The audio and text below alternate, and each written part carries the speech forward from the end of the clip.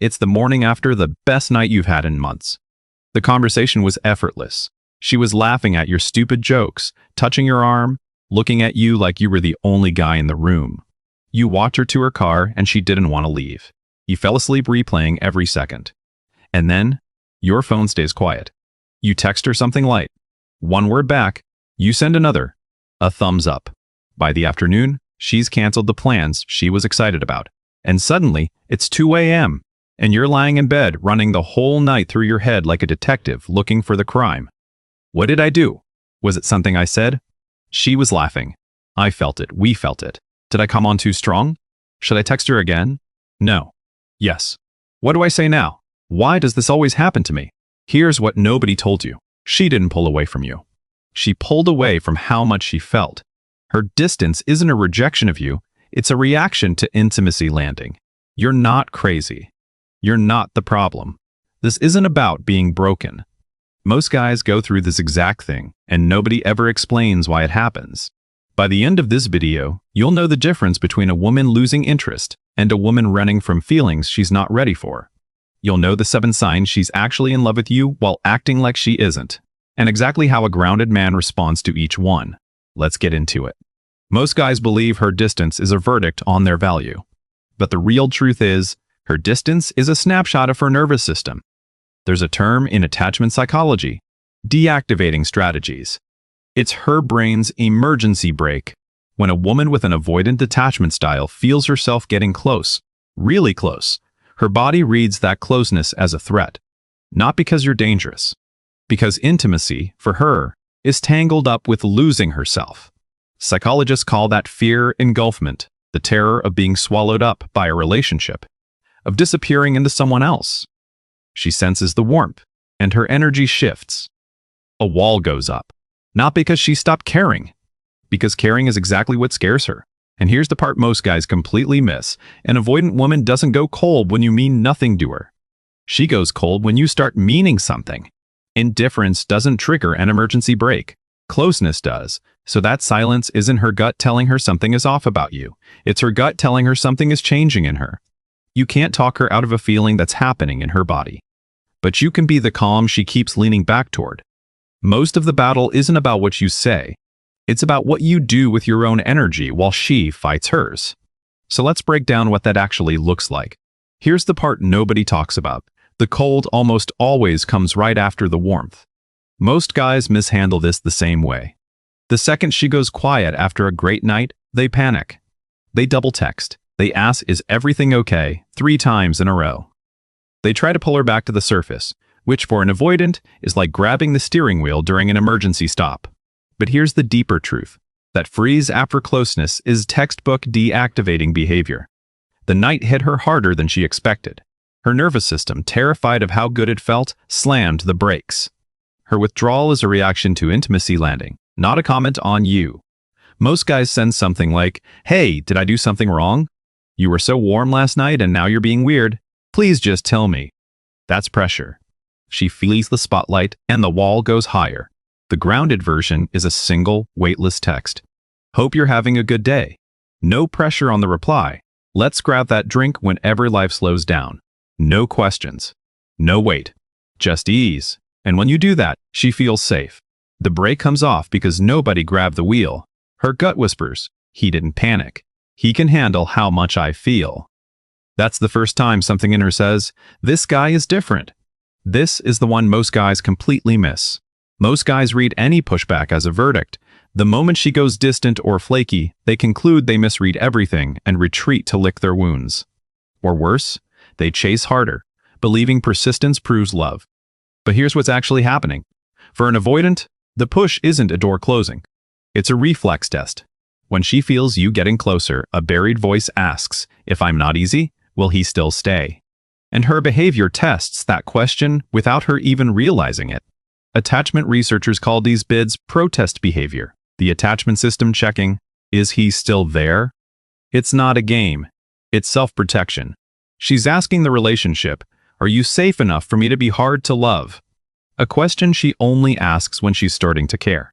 The wrong move, "Please just talk to me. I can't handle the silent treatment. Tell me what I did."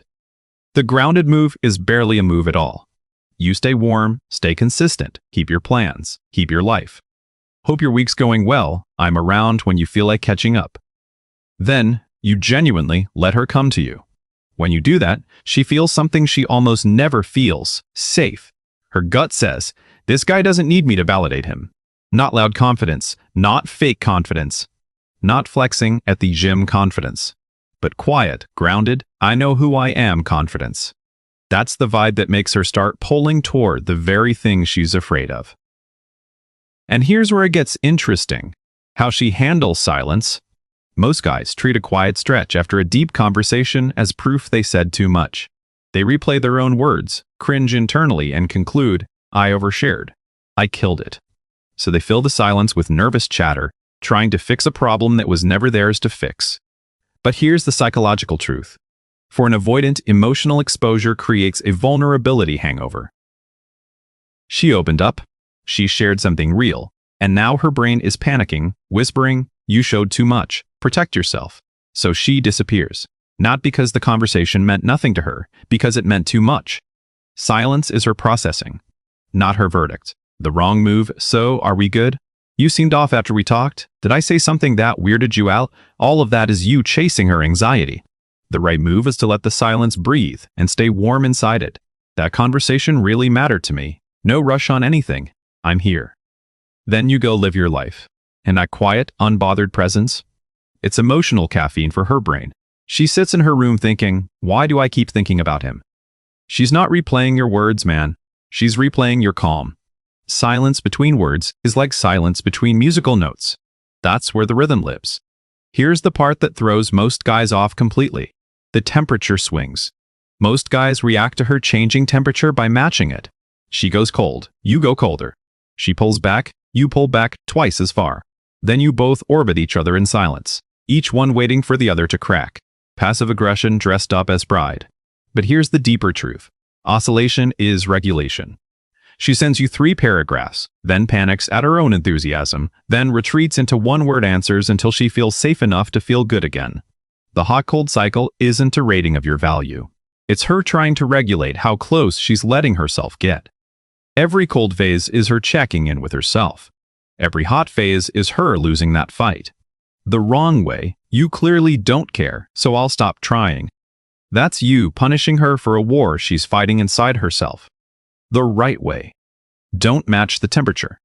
Hold the room temperature. Haha, there she is.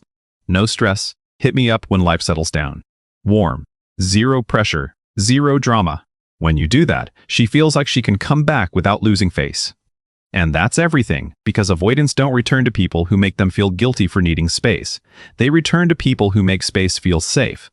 And when she keeps coming back to a calm that never wavers, her brain starts to crave it. She gets addicted to the way her body relaxes around you. That's the shift that turns interest into obsession. And here's where it gets even more interesting, especially right before things get real. Most guys take a last-minute cancel personally. The date was set. You were excited. She confirmed in the morning. Then, 3 hours before, she flakes. And most guys translate that instantly. She was never really interested. I'm not enough. Cue the wounded text. Or worse, the guilt trip. But here's what's actually happening in her. The closer the commitment gets, the louder the inner alarm. For a fearful avoidant, a woman who both desperately wants closeness and is terrified of it, real, on the calendar intimacy flips a switch. The fear of being disappointed. The fear of being engulfed. The fear of the whole thing actually becoming real. It all spikes at once. The cancel isn't about you. It's not about the date.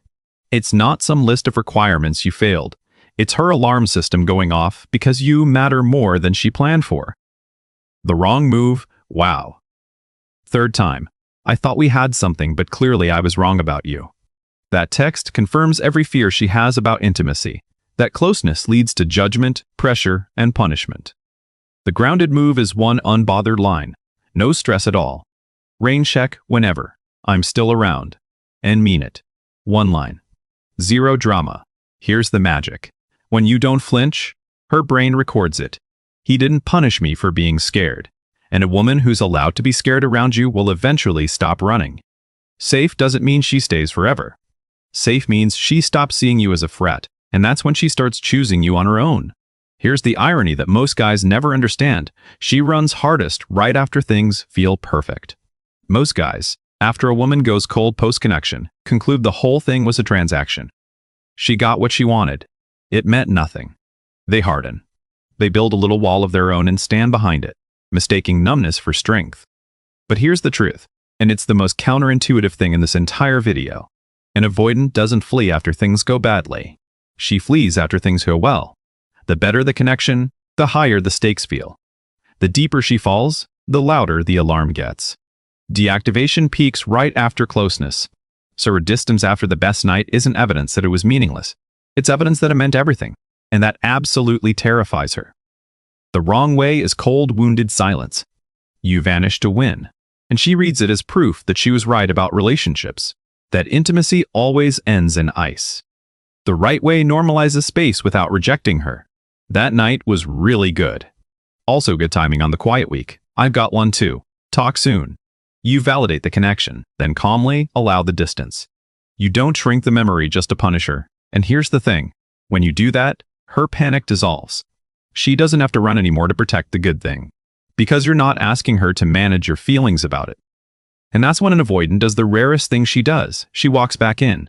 Not because you chased, because you made the good thing feel safe to return to. And the final one. This is the one that changes everything if you catch it. Most guys misread the breadcrumb in one of two ways. Either they punish it. Oh, now you want to talk. Sure. Or they blow it up into full commitment, reply with 4 paragraphs, and scare her right back into hiding. Both kill it. But here's the truth. The reappearance after deactivation is the single strongest signal she has real feelings. Here's why. Avoidants don't return to people they don't care about. When she doesn't care, she doesn't run, and she doesn't come back. She just floats away, permanently. The fact that she's circling back, a random meme, a you still alive. Text, a saw this and thought of you. That's desire fighting fear and winning by a nose. Not a game, not a strategy, not the hot and cold manipulation you've read about online. It's the attachment bond under all the avoidance, reaching for the surface. The wrong response? Interesting. You vanished for 2 weeks and now you text me? I wasn't sure you remembered my name. That's you collecting a debt she never owed. The right response receives her warmly with 0 weight. There she is. I was wondering when you'd crawl out of your cave. Light. Playful. No interrogation. No demanded explanation. When you make her return easy, she thinks, okay, I can come back for real. And that's not a tactic. That's the repair. Attachment deepens through rupture and repair, bro. Every time she leaves and safely returns, her nervous system logs a new entry. Closeness doesn't have to hurt. You're not chasing a woman. You're becoming the safe place her instincts slowly start trusting. That's real. That's rare. And that's what love built on avoidance actually looks like.